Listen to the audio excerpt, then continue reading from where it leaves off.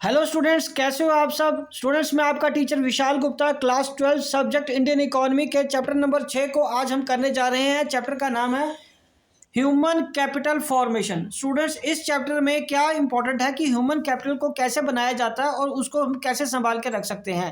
Human capital बहुत important चीज़ है, क्योंकि अगर हमने अपने फिजिकल एसेट्स का फ़ायदा लेना है, उनको सही ढंग से चलाना है, उनका ज़्यादा एफिशिएंट इस्तेमाल करना है, तो हमारे ह्यूमन कैपिटल को स्ट्रॉन्ग होना पड़ेगा। तो ह्यूमन कैपिटल फॉर्मेशन को अंडरस्टैंड करने के लिए हमें पहले जो सामने नज़र आ रही हैं आपके तीन कंसेप्ट, उसको अंडरस्टैंड करना पड़ेगा कि ह्यूमन रिसोर्स क्या होता है, ह्यूमन कैपिटल क्या होता है और ह्यूमन डेवलपमेंट क्या होती है। तो सबसे पहले मैं आज डिस्कस करूंगा आपसे कि ह्यूमन रिसोर्स क्या होता है। Human resources are refers to the abilities of human beings to contribute to the process of value addition in the economy. मतलब it refers to the abilities, जो हमारी स्किल या एक्सपर्टाइज है किसी काम को करने के लिए, of human beings to contribute to the process of value addition in the economy. ठीक है जी। उसके बाद है ह्यूमन कैपिटल। ह्यूमन कैपिटल क्या होती है? It refers to the stock of skill and expertise of a nation at a point of time. It is the sum total of all the types of humans who are engage in the process of value addition. अब students, यहाँ पे आपको बार बार दो चीज़ें नज़र आ रही हैं, दो टॉपिक्स नज़र आ रहे हैं, दो टर्म्स नज़र आ रही हैं। पहली है स्किल, स्किल एंड एक्सपर्टाइज। तो स्किल का मतलब क्या होता है? स्किल कोई भी आप प्रोफेशन चूज कर लो तो वो उसमें आपको एक्सपर्टाइज, उसमें आपको एफिशिएंट होना पड़ता है। तो कोई भी चीज़ में आप स्किल हो सकते हैं। आप एक अच्छे वर्कर हो सकते हो, आप अच्छे एक स्पोर्ट्समैन हो सकते हो, एक अच्छे मैनेजर हो सकते हो, एक अच्छे हाउस मेकर या होम मेकर हो सकते हो। हर किसी व्यक्ति के पास कुछ ना कुछ एक टैलेंट होता है जिसके ज़रिए वो काम करता है। कुछ वो अच्छे बिजनेसमैन होते हैं, ठीक है, कुछ ऐसे अच्छे कॉमेडियन होते हैं। वो किसी ना किसी फॉर्म में हर अपनी स्किल का इस्तेमाल करते हुए इकोनॉमिक एक्टिविटीज़ भी करते हैं और उसमें अपनी इसी फॉर्म में या शेप में या इसी भी स्किल को वो ग्रो करते जाते हैं with the passage of time. ठीक है जी। उसको हम क्या बोलते हैं? इन स्किल्स, मतलब वो एक्सपर्टाइज जिसके जरिए, जैसे मैं ही हूँ, अब आपको पढ़ा रहा हूँ, तो दिस इज अ स्किल। ये क्या चीज़ है? स्किल है कि मुझे पढ़ाना आता है। ठीक है। अब ये स्किल एक ऐसी स्किल है जो इसकी प्रैक्टिस कर रहा है, जिसने इसके बारे में वो प्रोफेशनल डिग्री हासिल की हुई है, वही कर पाएगा। अब हम कहें कि एक टीचर की बात करें, उसके पास एक स्पेशल स्किल है। अब उसको एक दूसरा स्पोर्ट्समैन है, स्पोर्ट्समैन के पास एक अलग स्किल है, एक जज के पास अलग स्किल है।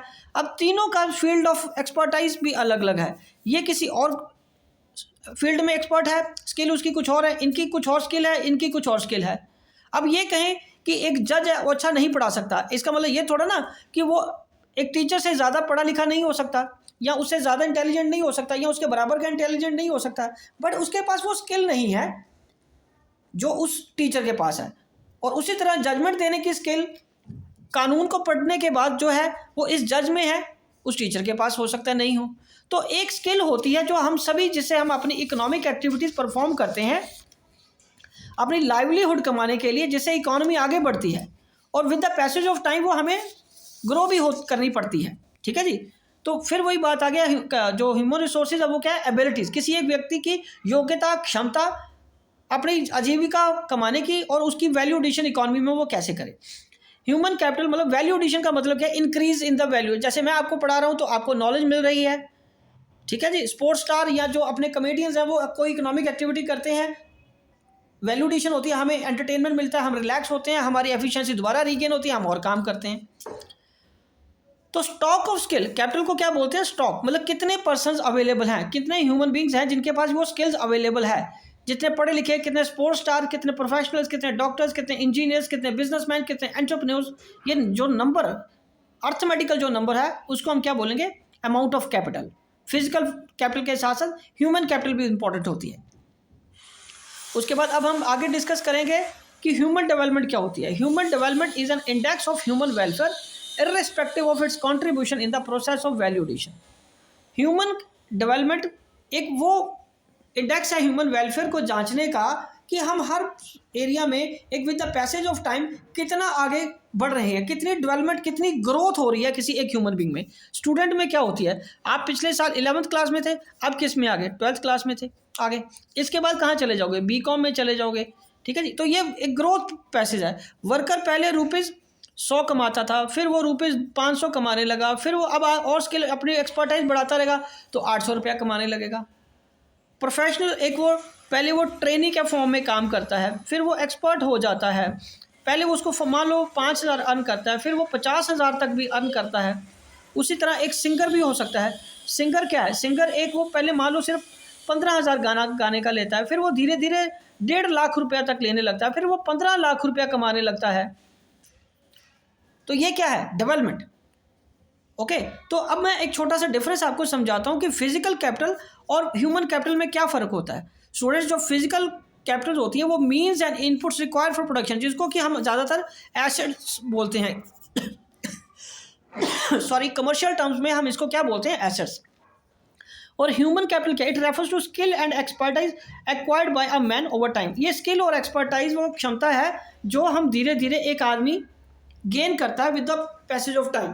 फॉर एग्जाम्पल, आपने बहुत बढ़िया गाड़ी ले ली, आपने BMW ले ली, आपने मर्स ले ली, ठीक है जी, आपको चलानी नहीं आती, तो आपके पास पैसा बहुत था, आपने फिजिकल कैपिटल तो खरीद ली, बट ह्यूमन कैपिटल नहीं आपके पास, उसको स्किल नहीं है उसको ड्राइव करने के लिए, तो गाड़ी तो बेकार जाएगी, वो ख़राब हो जाएगी, या आप उसको ठीक से हैंडल नहीं कर पाओगे, एक्सीडेंट करवा दोगे। तो इसका मतलब आप में वो एक्सपर्टाइज भी होनी चाहिए। फिजिकल कैपिटल को गेन करने के साथ साथ, उनको ग्रो करने के साथ साथ, उनको खरीदने या एक्वायर करने के साथ साथ हमें अपनी स्किल भी एक्वायर करनी चाहिए, बढ़ानी पड़ती है। क्योंकि अगर मशीनरी आपने बहुत एडवांस टेक्नोलॉजी वाली लाई और अगर आपको किसी वर्कर को उसको ट्रेन नहीं की है, वो ट्रेनिंग नहीं है उसको चलाने की, तो वो मशीन को ख़राब कर सकता है, ख़राब कर भी देगा और वो आपका ही नुकसान होगा। तो ह्यूमन कैपिटल को भी धीरे धीरे डेवलप करना पड़ता है जैसे जैसे हम अपने फिजिकल कैपिटल्स को बढ़ाते जाते हैं, ठीक है जी। तो आगे हम बात करेंगे sources of human capital. Human capital के सोर्सेज कौन से होते हैं, वो किस तरीके से आते हैं, ये देखिए। It refers to the wages of adding of it refers to the ways, not wages, I'm sorry, ways of adding the stock of human capital। वो कौन से जरिए हैं, कौन से तरीके हैं जिससे हम ह्यूमन कैपिटल को इंक्लूड कर सकते हैं इकोनॉमी में। Some of the important ways of addition to the stock of human capital are as under, और कुछ एज अंडर गिवन है। पहला क्या है स्टूडेंट्स, एक्सपेंडिचर एंड एजुकेशन। हम एजुकेशन करके अपनी ह्यूमन कैपिटल को इंक्रीज कर सकते हैं। एक्सपेंडिचर करके मतलब एजुकेशन से लोगों को नॉलेज मिलती है, इंफॉर्मेशन मिलती है, उनका इमोशनल और मेंटल लेवल बढ़ता है, अंडरस्टूड। और उसके बाद हेल्थ एक्सपेंडिचर ऑन हेल्थ का मतलब है कि हमारी सबकी अगर हेल्थ अच्छी होगी तो हम कंट्रीब्यूट ज़्यादा कर पाएंगे इकोनॉमी में, एब्सेंटिज्म कम होगा, काम पे हर व्यक्ति अपने काम पे रोज़ जब जा पाएगा तो कंट्रीब्यूट ज़्यादा कर पाएगा ना, इकोनॉमिकली भी और सोशली भी। ऑन द जॉब ट्रेनिंग दे के काम करते करते काम सीखना, नई डेवलपमेंट होती है तो उसको नया काम सिखाना। स्टडी प्रोग्राम फॉर अडल्ट्स, ये वो प्रोग्राम होते हैं मोर देन 18 ईयर्स वालों के लिए जिनको गरीबी की वजह से अर्ली एज में ही काम करना पड़ा था, शुरू करना पड़ा था। अब वो 18 साल के या ऊपर हो जाने के बाद अब जब शाम को वो काम से फ्री हो जाते हैं तो उनके लिए ये प्रोग्राम चलाए जाते हैं ताकि वो अपनी पढ़ाई को कंटिन्यू कर पाएँ। माइग्रेशन तो आपको पता ही है, मूवमेंट ऑफ लेबर और वर्क फोर्स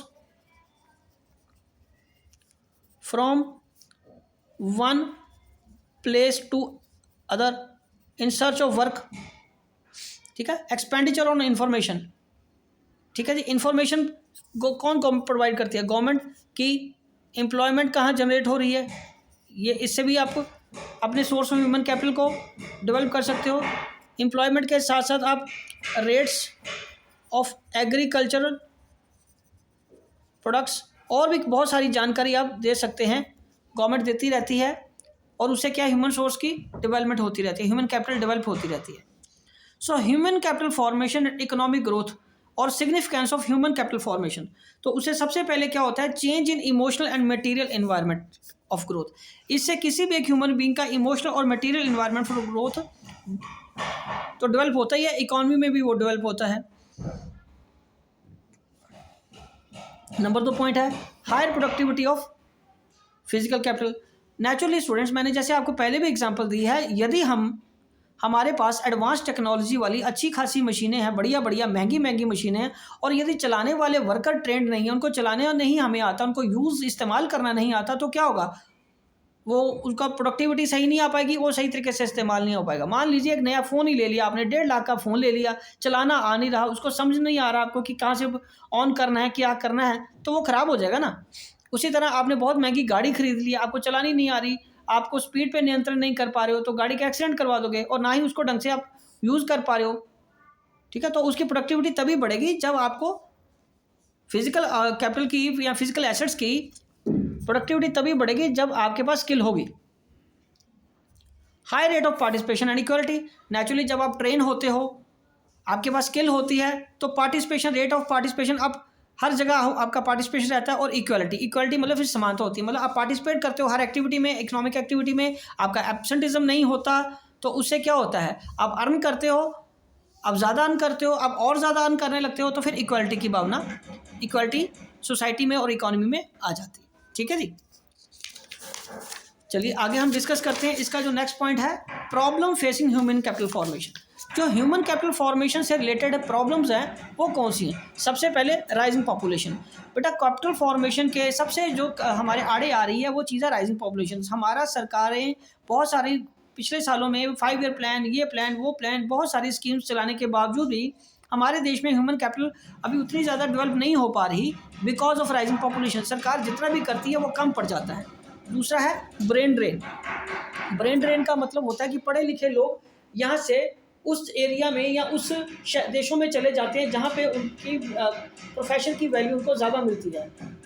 पढ़ा हमारा देश रहा है, ट्रेन हमारा देश करता है, लेकिन वो अपनी सर्विसेज उस देश में जाके देते हैं जहाँ पे उनको पैसा ज़्यादा मिलता है, ठीक है जी। तो ये भी एक बहुत बड़ी प्रॉब्लम है। उसके बाद तीसरा, डेफिशिएंट मैन पावर प्लानिंग। हमारे देश में मैन पावर प्लानिंग की कमी है, प्रॉपर मैन पावर प्लानिंग नहीं हो सकती।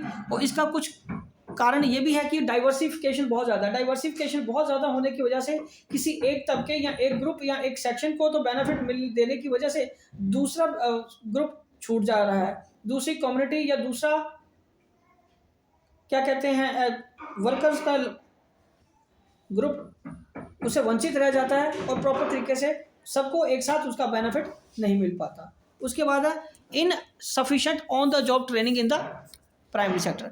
हमारे देश में on the job training sector नहीं है, ट्रेनिंग नहीं है प्राइमरी सेक्टर में। एग्रीकल्चर सेक्टर में भी कोई ट्रेनिंग नहीं है। लोगों को जितना समझ आता है वो उतना काम कर लेते हैं एग्रीकल्चर सेक्टर में। वो ना मल्टी क्रॉपिंग पे जाते हैं, ना वो कमर्शियल क्रॉपिंग को अच्छी तरह समझते हैं। वो मार्केट में रिस्क भी नहीं ले सकते, ना लेना चाहते हैं, ना उनके पास कैपिटल है कि वो एग्रो बेस्ड प्रोडक्ट्स को बेचें, ठीक है जी, उसको इंडस्ट्री के फॉर्म में लेके जाएं। ओके जी। नेक्स्ट पॉइंट है लो एकेडमिक स्टैंडर्ड। और लो एकेडमिक स्टैंडर्ड भी हमारे देश में एक बहुत बड़ी प्रॉब्लम है कैपिटल फॉर्मेशन होने में। तो आगे हम डिस्कस करते हैं education as an essential element of human resource development. Education और जो है हमारे देश में या किसी भी इकॉनमी में वो ह्यूमन रिसोर्स डेवलपमेंट को के लिए क्यों जरूरी है? Education employees process of teaching, training and learning specially in schools and colleges. It improves knowledge and develops skills. ये नॉलेज और हमारी स्किल्स को डेवलप करती है, ठीक है। Education is the under current of the economic and social change. अगर हमने अपनी कंट्री में इकोनॉमी में इकोनॉमिक एंड सोशल चेंजेस लानी है तो हमें एजुकेशन को बढ़ाना पड़ता है। Spread of education in India has not been so encouraging. Spread of education, जो हमारे देश में एजुकेशन का विस्तार है या प्रसार है या जो सारी देश में फैलना चाहिए था जिस तरीके से, उस तरीके से वो नहीं फैल पाया। उसके बाद literacy rate in the country continues to be very low. Literacy rate, साक्षरता जो रेट है 1000 पर पर्सन है, जो 1000 के पीछे कितने लोग पढ़े लिखे हैं, वो रेट अभी भी हमारे देश में बहुत कम है as compare to other countries. Importance and objectives of education. सबसे पहला है education produces responsible citizen. Naturally ये तो सेल्फ एक्सप्लेनेटरी पॉइंट है, ये तो मैं आप नहीं समझाऊंगा। इसमें समझने वाली भी क्या बात है कि पढ़े लिखे लोग ज़्यादा रिस्पॉन्सिबिलिटी से काम करते हैं। It develop science and technology. Education science and technology को डेवलप करने में हेल्प करती है। It expends mental horizon. ये लोगों का दिमाग की सोच को और डेवलप करती है, वो और परिपक्वता से सोच सकते हैं और मेच्योरिटी से सोचते हैं। It promotes cultural standard. ये कल्चरल स्टैंडर्ड को भी इम्प्रूव करता है। It develops human personality. ये किसी एक ह्यूमन व्यक्ति की किसी भी एक व्यक्ति की पर्सनैलिटी को भी डेवलप करते हैं, ठीक है जी। और उसके बाद नेक्स्ट है need for government intervention in education and health या एजुकेशन में हमारे देश में गवर्नमेंट को इंटरवीन क्यों करना पड़ता है। सबसे पहला है because these sectors needs huge investment, और हाई फिक्स एक्सपेंडिचर होने की वजह से प्राइवेट सेक्टर इसमें इन्वॉल्व नहीं होता, तो गवर्नमेंट सेक्टर पे सबका ध्यान रहता है। फिर it's difficult to expect private sector to invest in health and education sector unless they are allowed to recover their huge cost. ये मुश्किल है उनको ये इनकरेज करना प्राइवेट सेक्टर को कि वो हेल्थ और एजुकेशन में करें इन्वेस्ट, और वो इस मनाना मुश्किल है क्योंकि उनके लिए कॉस्ट बहुत महंगा होने की वजह से वो कॉस्ट पूरी नहीं कर पातेंगे। और प्राइवेट एंटरप्रेन्योर तो हमेशा अपना फ़ायदा देखेगा, तो फिर उनके लिए उनको कॉस्ट पूरी नहीं हो पाएगी, तो फिर वो डिस्करेज होंगे या हो जाते हैं, तो फिर उसमें हाथ नहीं लगा पाते। इसीलिए तो हमारे देश में जो महंगे या बढ़िया हॉस्पिटल्स हैं या स्कूल्स हैं उनकी बहुत ज़्यादा कीमत इसीलिए क्योंकि एजुकेशन की कॉस्ट ही बहुत ज़्यादा है। हर चीज़ बहुत महंगी होने की वजह से प्राइवेट एंटरप्रेन्योर फिर कॉस्ट पूरी ना होगी तो उसको इंकरेजमेंट नहीं मिलेगी, और कॉस्ट पूरी करने के लिए उनको फिर फीसिस को हाई करना पड़ता है। People in a poor country like ours, poor country like ours, हमारे देश की तरह है, can't afford high prices for education. और हमारे देश के लोग यहाँ ऐसे हमारे देश में जो गरीब लोग हैं वो महंगी एजुकेशन या महंगा हेल्थ को अफोर्ड नहीं कर सकते। उसके बाद चौथा है individual consumers of these services are unaware that the quality and cost of these services which lead to exploitative behaviour of private sector providers. और इंडिविजुअल कंज्यूमर्स को कई बार ये भी नहीं पता होता कि उनको ये हेल्थ और एजुकेशन के नाम पे जो उनका एक्सप्लॉयटेशन हो रहा है उसके लिए वो कहाँ आवाज़ उठाएं और या किससे बात करें। और प्राइवेट सेक्टर जो उनको एजुकेशन सर्विसेज या हेल्थ सर्विसेज दे रहा है उसके बारे में वो अनअवेयर भी रहते हैं, उसकी कॉस्ट या उसकी क्वालिटी को लेके, जिसकी वजह से उनका एक्सप्लॉयटेशन होता है। और नेक्स्ट क्या है बेटा, education and health care is considered as right of citizens. Education और हेल्थ को देशवासियों के, नागरिकों के लिए, सिटीजन्स के लिए राइट के फॉर्म में होना चाहिए। The government needs to make provision, government को ऐसी प्रोविजन बनानी चाहिए कि free of cost at least to the backward section of society, कि ये दोनों सर्विसेज हेल्थ और एजुकेशन गरीब लोगों को at least backward section of the society को तो कम से कम फ्री दी जानी चाहिए। Education still a challenging proposition. पहला है लार्ज नंबर ऑफ इलिटरेट्स। हमारे देश में अनपढ़ता अभी भी बहुत ज़्यादा है, पढ़े लिखे लोगों की कमी है, अभी भी बहुत ज़्यादा पढ़े लिखे नहीं हैं लोग, कम लोग पढ़े लिखे हैं। इनएडिक्वेट vocationalisation, on the job training भी हमारे देश में अभी वो इकॉनमी में इनएडिक्वेट है, जिसकी वजह से ह्यूमन कैपिटल ज़्यादा डेवलप नहीं हो पाती। जेंडर बाइस, जेंडर बाइस का मतलब है difference between girls and boys या मेल्स एंड फीमेल। तो अभी भी बॉयज़ को हर काम में प्रायोरिटी दी जाती है, खासकर एजुकेशन में भी, और गर्ल्स को डिप्राइव रखा जाता है, उनको इन चीज़ों से अभी भी दूर रखने की कोशिश की जा रही है, जिसकी वजह से काफ़ी लोग या हाफ ऑफ द पॉपुलेशन ये कह लीजिए कि डिप्राइव्ड रहती है इससे। लो रूरल एक्सेस लेवल, हमारे देश में अभी भी एजुकेशन का प्रसार डीप अंदर जो शहरों तक तो हो गया, लेकिन गांव में भी इतना ज़्यादा प्रसार नहीं हो पाया, बिकॉज हमारा देश गांव का देश है। बहुत इंटीरियर में जाके भी जो गांव हैं या रूरल एरियाज है वहाँ पे उस एजुकेशन की इतनी ज़्यादा एक्सेस या सुविधाएं नहीं मिल पा रही। प्राइवेटाइजेशन एक होना भी ये खतरनाक चीज़ हो गई है, क्योंकि प्राइवेटाइजेशन क्या होता है, कॉस्टली होता है, क्योंकि उनको कॉस्ट रिकवर करने के लिए फीसिस को इंक्रीज़ करना पड़ता है, फिर वो चाहे स्कूल हो, चाहे वो कॉलेजेस हो, चाहे वो यूनिवर्सिटीज़ हों एजुकेशन के पॉइंट में, और फिर यहाँ हॉस्पिटल हो, मेडिकल सर्विसेज हों। तो प्राइवेटाइजेशन भी एक चैलेंजिंग प्रपोजिशन बनता जा रहा है हमारी जैसी देश की इकॉनमी के लिए। लो गवर्नमेंट एक्सपेंडिचर ऑन एजुकेशन, हमारे देश की सरकार है जो वो एजुकेशन पे बहुत कम खर्चा करती हैं, जिसकी वजह से भी एजुकेशन, क्वालिटी एजुकेशन पूरी तरह लोगों को, सभी नागरिकों को नहीं मिल पाती। तो स्टूडेंट्स, ये था ये सारा chapter number 6 human capital formation. I hope कि आपको अच्छी तरह समझ आ गया होगा। ओके जी, डन।